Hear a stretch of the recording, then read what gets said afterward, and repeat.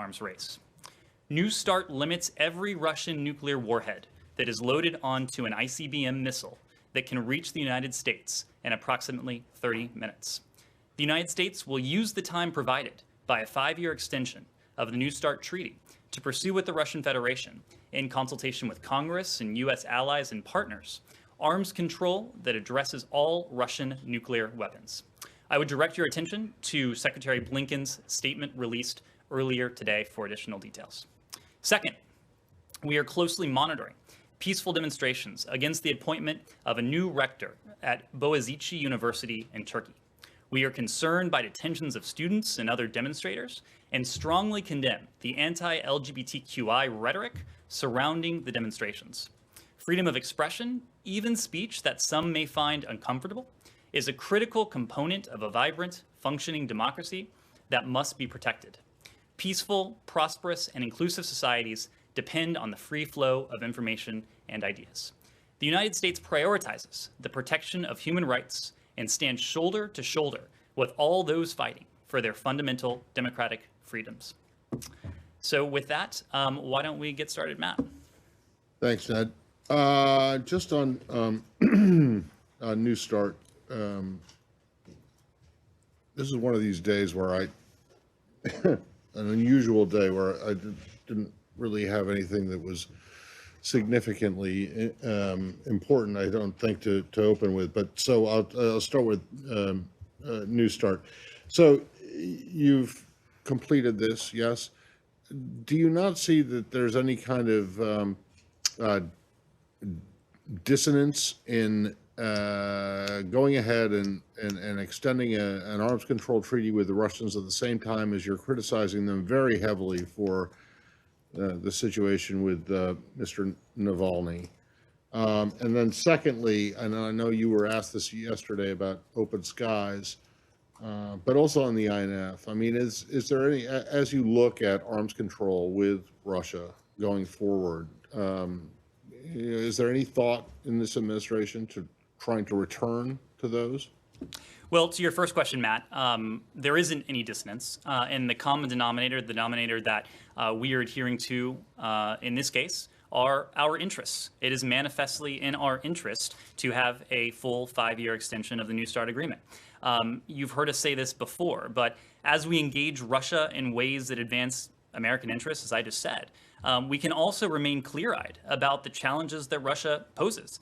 Even as we work with Russia to advance U.S. interests, so too will we hold Russia to account for its reckless and its adversarial behavior. You heard me speak at some length yesterday about the ongoing review that the president, as one of his first foreign policy actions, tasked his director of national intelligence to conduct. But I think the other point, Matt, remains that especially when a relationship is adversarial, having something in place like New START, something that puts those limits on Russia's on important elements of Russia's nuclear program becomes even more important, frankly. When it comes to broader arms control treaties with Russia, you heard me say yesterday that when it comes to the Open Skies Treaty, we're studying the issue. We'll take a decision in due course. But to the best of our knowledge still, Russia is not in full compliance with the treaty. Obviously, there have been compliance issues with the INF as well. I think the other issue here is that what the New START extension does, it gives us time and space to talk about the broader strategic stability elements, the arms control elements that we would like to pursue. As you just heard me say in that topper, we will use the years that a New START extension has provided to us to focus on those very important issues. Okay, and do those, so then, and just to expand it a little bit further into Nord Stream 2, and those sanctions, and when you say you're going to hold Russia to account for Navalny or for other issues, are we talking about more Magnitsky sanctions? I'm not asking you for specifics, but again, what are we talking about? And can you address Nord Stream 2? Sure. And I'm done. So let me start with Nord Stream 2, Section 232 of CATSA the Countering America's Adversaries Through Sanctions Act, as well as the Protecting Europe's Energy Security Act, are powerful tools that help us advance U.S. government policy. Nord Stream 2 and the second line of Turk Stream are designed to increase Russia's leverage over allies and partners, and they undermine transatlantic security. The United States will continue to work with our allies and our partners to ensure Europe has a reliable, diversified energy supply that does not undermine collective security. That's exactly why you've heard President Biden, even before the time he was President Biden when he was a candidate, say that Nord Stream 2 is a bad deal. It divides Europe, it exposes Ukraine and Central Europe to Russian manipulation, and it goes against Europe's stated energy security goals. So again, this is one of those challenges on which we'll cooperate closely with our allies and partners. When it comes to potential punitive measures, including sanctions against Russian authorities, you heard me say yesterday that it doesn't do us any favors to forecast potential targets or even really authorities under which we might enact additional sanctions. I'm going to save that for when that review is completed, and when we have additional sanctions or any other punitive measures to announce, we'll do so. We'll go with the Matt Lee rule, and we'll stick with New Start for... Wait, that's not my rule. That's just, it's not a rule. I don't make the Matt Lee suggestion. I thought it was a good one, so we'll stick with it. Yeah. This is a Nord Stream question, so it's on topic, but there obviously, as you said, Secretary Blinken said that this is a bad idea. Is it the administration's policy that the pipeline should not be completed, and they will work towards that? I just asked because there was reports in the German media that they might be looking to lift sanctions. Yeah. Well, I don't think we could be any clearer. It's a bad deal. President Biden has said that. I think what we can say is that we will monitor activity to complete or certify the pipeline, and if such activity takes place, we will make a determination on the applicability of sanctions. All that said, sanctions are only one of among many important tools here, and we will work closely with our allies and partners to reinforce European energy security and safeguard against predatory behavior, including that of Russia in this case. Sticking with New Start, yes, or Russia. Thank you so much for this opportunity. Recently, the digital media news channel VPItv was subject to a raid. Maduro ordered the station to cease operation in the country immediately, threatening our team with criminal charges. As a result, we were forced to stop transmission and producing content in Venezuela. What message can the State Department send to the Maduro's regime to stop these campaigns of arrest, harassment and repression against the media? And another question, some nation groups and organizations have said that the only way out of the crisis is to properly resume political negotiation to start a transitional process in Venezuela. We receive information that some people visited Washington, D.C. to try to convince the U.S. of a dialogue process with the regime. Had someone with the State Department participate in a meeting related to this? Is the U.S. considering negotiations with the Venezuelan regime? Thank you. Thank you. Well, let me take the prerogative to welcome you to the briefing room. If I'm not mistaken, you are Gabby Peroso of VPItv, Venezuelan journalist who, as you said, your independent TV station has been shut down by the Maduro regime. So we're very honored to have you here. To your first question, the United States condemns media censorship anywhere in the world. Media freedom is essential to the pursuit of a vibrant democracy and responsive governance. Nicolas Maduro is a dictator. There is no doubt about that, and media censorship is a hallmark of dictatorships. He and those who support him have tried to silence journalists like yourself who report the truth through regime-directed harassment, intimidation, and violence as well. We condemn censorship. We condemn blocking, harassment, and other tactics to stifle independent media voices, including the recent shuttering of VPItv. and harassment of 6 other Venezuelan independent outlets. We support journalists and other democratic actors who are advancing the struggle for democracy in Venezuela. Maduro's continuing media crackdowns severely limit Venezuelans' access to accurate information. As a result, more than 5 million Venezuelans live in a so-called news desert with insufficient access to independent media. I think the broader point here is that only a regime afraid of its own people would engage in such practices. You mentioned our general approach to Nicolas Maduro and his regime. We haven't had a chance to speak to it in this context, so I think it's worthwhile. The overriding goal of the Biden-Harris administration is to support a peaceful democratic transition in Venezuela through free and fair presidential and parliamentary elections, and to help the Venezuelan people rebuild their lives and country. Venezuelans have a right to democracy and a government that promotes and defends it, just like everyone else in this hemisphere. President Biden, you have heard him say this even before he was elected President Biden. He understands the pain that the current crisis in Venezuela has inflicted on the people of Venezuela and their families. Again, Maduro is a dictator. His repression, corruption, and mismanagement have created one of the most dire humanitarian crises this hemisphere has seen. That is why this administration is committed to several principles. One, designating as appropriate Venezuela for temporary protected status. Number 2, addressing the humanitarian concerns of millions of Venezuelans with international partners. Number 3, targeting regime officials and their cronies involved in corruption and human rights abuses. And number 4, again, aiding and restoring a peaceful, stable, democratic future for Venezuelans and the regime, both through free and fair elections and a long-term economic recovery. As to how we're going to do that, look, I certainly don't expect this administration to be engaging directly with Maduro. As we've said, we will work through a number of we will work with a number of allies and partners to bring about progress towards democracy in Venezuela. We will do that with our partners in the region. We will do that with our European partners and allies. We'll do that with the OAS. We will do that through the Lima Group, through a number of fora, like-minded fora that share the same goals of bringing about democracy and human rights and an end to this corrupt dictatorship in Venezuela. A follow-up, Ned? Yes.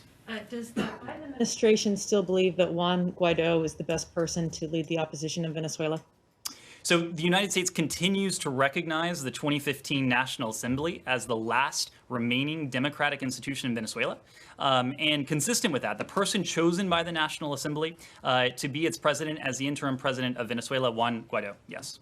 Sorry, can I just put a fine point on this? You mentioned the Lima Group and the OAS. What other like-minded fora are you talking about here? Well, I was using... Because as you know, a very small number of UN members have done this. I have recognized Guaido or unrecognized Maduro, as the case may be. So are there any other fora that you're talking about here? Well, so to name a couple here, the OAS has indeed taken a strong leadership position, pressing for a democratic transition in Venezuela. The Lima Group, we welcome its leadership to further strengthen a regional coalition to advocate for free and fair elections. I was using fora, perhaps colloquially, bilateral relationships, multilateral relationships. That's 2, but I mean, so are there more? I mean, yeah, that's 2 is plural. I accept that.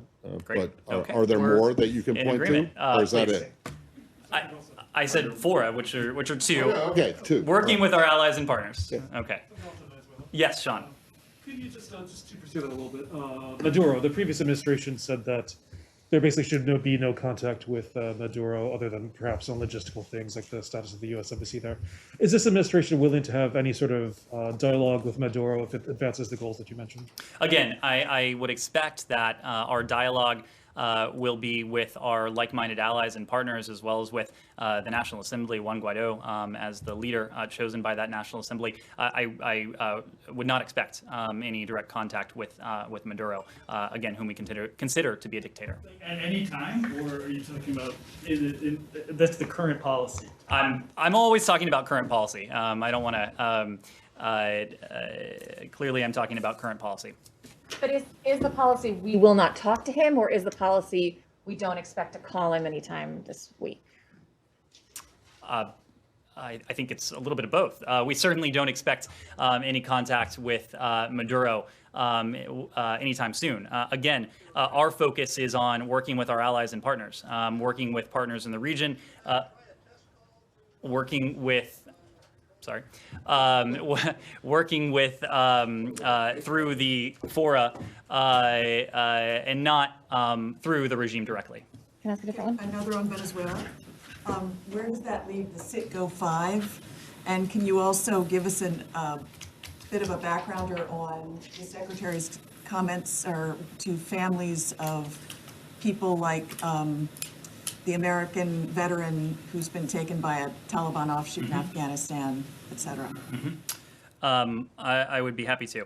So let me start with that second question. And actually, I will offer a little detail that yesterday, as I think we read out, Secretary Blinken held a private video conference with the family of U.S. hostages and wrongful detainees. As we've said, bringing home U.S. citizens in captivity is a priority for this administration. It's also vital that we continue to partner with the families of those wrongfully detained and held around the world. It was a meeting that, it was a virtual meeting, of course, but as I understand it, it included a number of families, went for about 90 minutes. The Secretary, I know, asked to be briefed on these cases as one of his first acts in office. And as you can tell by the meeting just yesterday, he's prioritized the collective work of this department, including the Special Presidential Envoy for Hostage Affairs, Ambassador Carstens, the work we're doing around the world to see to it that Americans who are unjustly detained are returned to their families and to their loved ones as expeditiously as possible.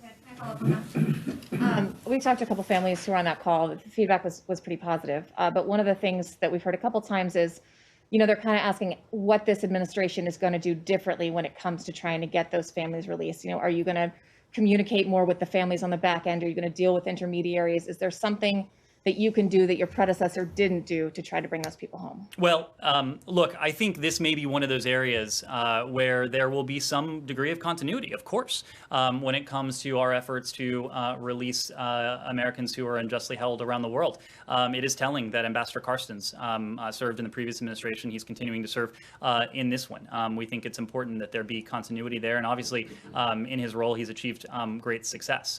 I know the families have a tremendous relationship with his office. So we're always looking for ways to be better partners to the families. When it comes to various policies, of course, the Department of Justice has a role in that. The National Security Council has a role in that. But when it comes to the office here, the Special Presidential Envoy for Hostage Affairs, Ambassador Carstens will continue to engage daily with the families. I know that he has he's always on the phone working those cases. I assume when it's safe to do so, he will again be back on the road working those cases around the world as well. I'm sure you saw the reports that Paul Whelan in Russia is unable to reach out to the U.S. Embassy, is unable to be in contact with the U.S. Embassy, and he is sick in prison. Did this come up with the Secretary yesterday in his call with the families, and what does the State Department plan to do to reestablish that communication? Well, I don't want to go into either the identity of the participants or the nature of the conversation. As you can imagine, it was a private conversation, and it's best left that way. When it comes to Paul Whelan, the welfare and safety of U.S. citizens, again, it's our highest priority. Russian authorities convicted Paul Whelan in a closed and secret trial, depriving him of a key protection, and that is transparency. The trial was a mockery of justice. Russian authorities did not provide evidence and did not allow Mr. Whelan to produce witnesses in his own defense. Mr. Whelan is now serving a 16-year prison sentence in a Russian labor camp. We remain concerned, of course, for Mr. Whelan's well-being and his safety, and will continue to speak out on Mr. Whelan's behalf until the Russian government finally does the right thing and sends Mr. Whelan home to his family. U.S. officials, both here at the State Department in Washington as well as in Moscow, regularly speak with Mr. Whelan's family. We are, of course, aware of his health concerns, as you raised. We have been in touch with his family, and we're appealing to appropriate government authorities in Russia to facilitate consular access. Can I just make the point that if it was a private conversation, why did you guys put a statement out of that? Well, the statement, as you will note, didn't speak to any names or identities or cases. And I think, as your colleague just said, several of the families have been speaking to it as well. Yes. Yeah. Do you have any reaction to the charges that have been brought against Aung San Suu Kyi? And do you have any update on whether or not U.S. officials have been able to get in touch with her? Well, again, to recap where we are, you heard us say yesterday that what transpired on February 1st in Burma constituted a military coup d'etat. When it comes to what we have seen take place in recent hours, we are aware of reports that State Counsel Aung San Suu Kyi and President Win Myint have been charged with crimes, and the National League for Democracy members of Parliament have been ordered to vacate Naypyidaw. We are disturbed, of course, by these reports.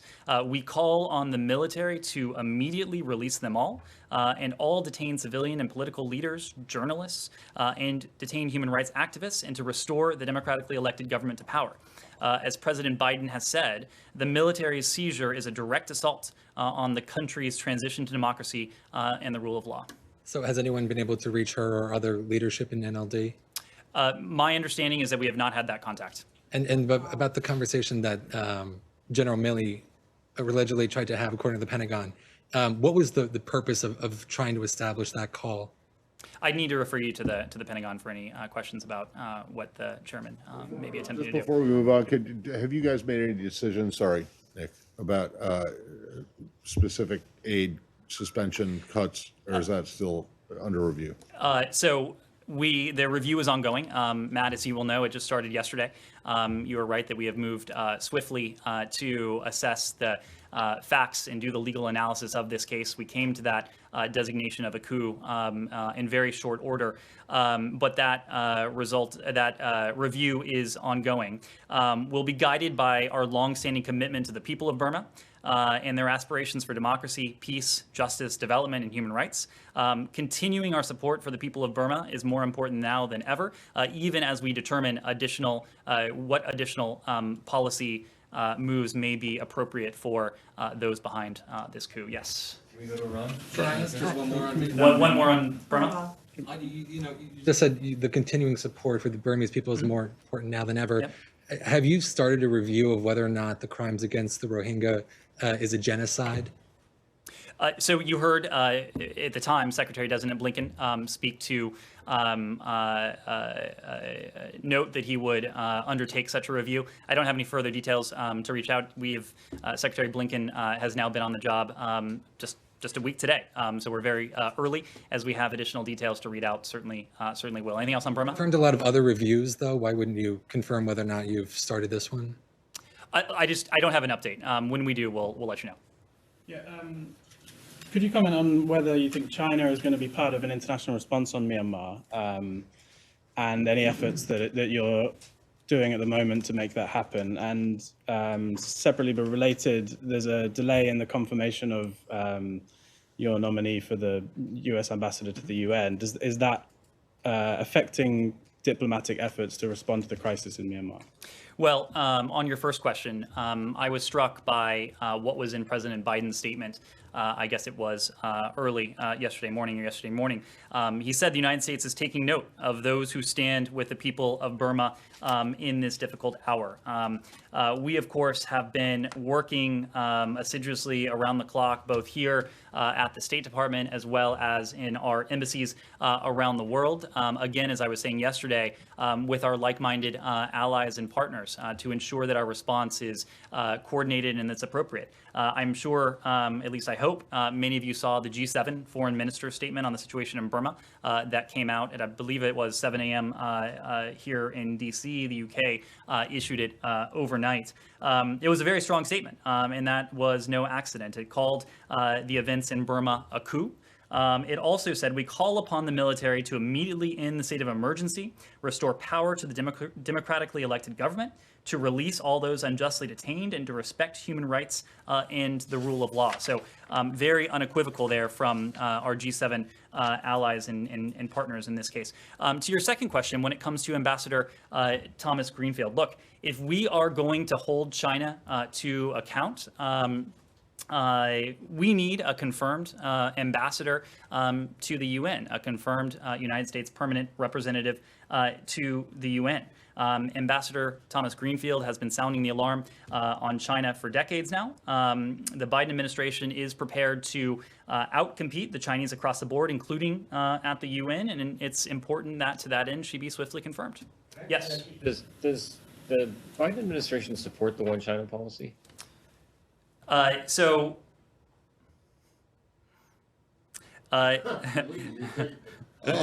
All right. Now we know it's going to be in Xinhua tomorrow. It's only because Ned Price can't answer whether the no, it is only because I want to be very careful about my language here. But yes, the answer is that our policy has not changed. It has not changed. And then on Iran, can you, sorry, I was teeing off that, Matt. I know, Nick, but wait a second. Can you just say that you support that the Biden administration supports the one China policy? Yes, our policy has not changed. Yeah, that's great. Of course, guided by the one China policy, correct. Okay. On Iran, the Secretary has been saying, and you from this podium have been saying,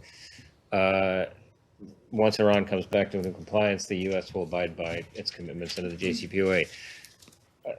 Question I have is, the U.S. left the deal first, so why are you guys saying that it's Iran's responsibility to come back into compliance before you do? I mean, if the United States abandoned the deal, isn't it the U.S.'s responsibility to come back into compliance first, and then Iran would follow suit? Well, I think it is also true that Iran has distanced itself from the JCPOA in very profound ways, as well, as we have discussed. So right now, what we're doing, as I alluded to yesterday, we are doing exactly what you heard from Secretary-Designate at the time, Blinken. We are undertaking careful and close consultations with our partners, with our allies, with members of Congress.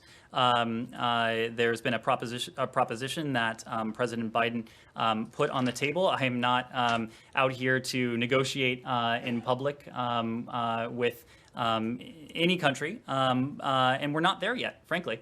We are still undertaking those close consultations with partners, allies, members of Congress, and we'll take it from there. Would that include, I mean, are you thinking about the possibility of offering them some signal, some relief that would, outside of sanctions relief, that would send a signal about the seriousness of your intent? So when it comes to those signals, again, that's something we want to make sure we've coordinated closely and calibrated closely with partners, allies, and that we have consulted closely with members of Congress as well. So again, this is, today is February 3rd. We're less than 2 weeks into this administration. We were serious when we said that we want to undertake those consultations with a range of parties, and that's precisely what we're doing. Is it the administration's view that Iran is about 3 weeks away from having enough enriched uranium for a nuclear weapon? And if so, what is the assessment based on? So any assessment like that would be necessarily classified. I know there have been press reports. I know there was one press report overnight that pointed to a 6-month breakout time. I think what you have heard us say, we've heard us say a couple things.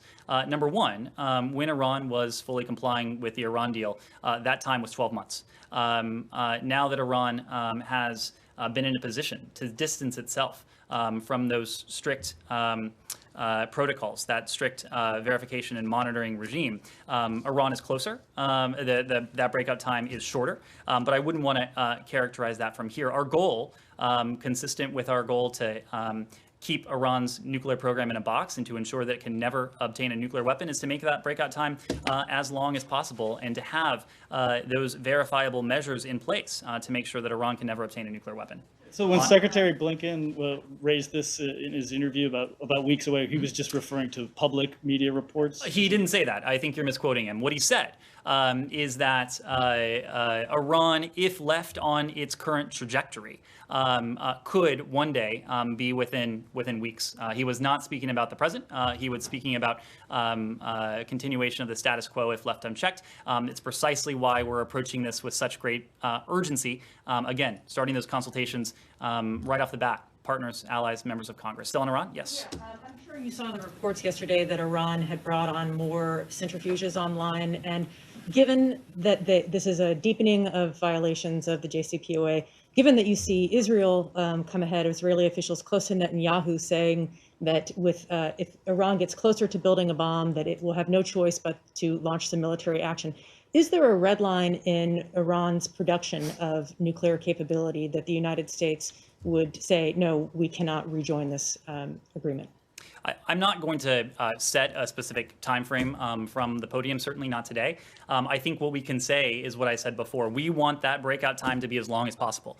We want to make sure that we have verifiable restrictions in place on the type of activity that the Iranians can undertake. That's precisely why, again, starting very early in this administration, we are setting out about this challenge to make sure that we can lengthen that breakout time and, again, verifiably prevent Iran from ever obtaining a nuclear weapon. To clarify my question, I'm not asking about a timeline, I'm asking about actions. For example, Iran has also said that it may not let the IAEA inspect some of its sites. Would that be a red line? Again, I would point to the consultations that we're undertaking. The sorts of decisions you're pointing to is not something the United States would want to undertake alone or would want to consider or contemplate alone. We entered the Iran deal in 2015 with the P5+1.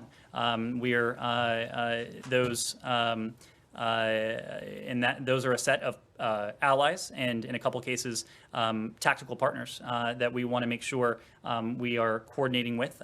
Again, members of Congress as well. So I don't want to set any red lines from here, certainly not today. Again, we're not here to negotiate from the podium. We're here to undertake those consultations in the first instance behind closed doors. Do you have a reaction to the ICJ's ruling today allowing Iran's lawsuit against the U.S. on sanctions to move ahead? I do. I think in the first instance, I would say that we have great respect for the International Court of Justice. At the same time, we are disappointed that the court did not accept our well-founded legal arguments, that the case Iran brought is outside the court's jurisdiction, and the court should not hear it. While we do not agree with the court's reasoning, today's judgment is a preliminary ruling, not a decision on the merits. While Iran may seek to frame this decision as somehow supporting its view on the merits, the ICJ's rules and case law make plain that a decision on preliminary objections does not prejudge the merits. In the next phase of this case, we'll explain why Iran's claim has no merits. We remain clear-eyed about the dangers posed by Iran's malign activities, and that's, again, why we are undertaking the important diplomacy that we are at the moment and undertaking those consultations that I've referred to. Still on Iran? Yeah. Can we stay on Iran just for 1 second? It'll take. Michelle, go ahead. Yeah, thank you. News reports said that Secretary Blinken has asked Iran envoy Rob Malley to form a negotiating team made up of diplomats and experts with a range of views on the path forward with Iran. Do you have any names, and is the team set and ready to work or for work? So Special Envoy Malley just started late last week on Friday. So this is literally day 4 or so for him on the job. You are right that the Secretary across the board wants to ensure that our thinking, that our approach is never dominated by groupthink, that we are always incorporating an appropriate diversity of views. And of course, that is no different when it comes to Iran. As soon as we have additional members of the team to announce, we'll be happy to let you know. Others on Iran? Well, I just wanted to get one thing straight here. When you're talking about what the Secretary said in his interview, that if left on its current trajectory, Iran could be weeks away from getting it. Does it not stand to follow then that also, if left on its current trajectory, Iran could be hours away or minutes away from developing a weapon? I mean, the longer it goes without there being any constraints, or without Iran recognizing or respecting any constraints, doesn't it follow naturally that they will get closer and closer to that? And so this idea of weeks, it really could be days, could be hours, could be, minutes, right? Does that not follow logically? I think if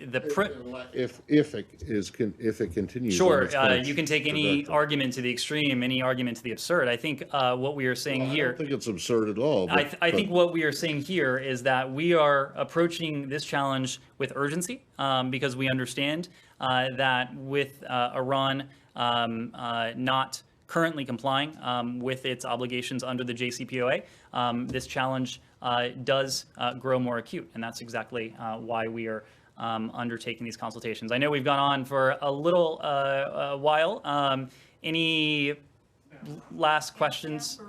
Afghanistan, immigration. We haven't talked about Afghanistan yet, so why don't we just do that briefly? Okay, I'm wondering if the Secretary has now seen that full agreement, because he said several times he had to review what was actually in it.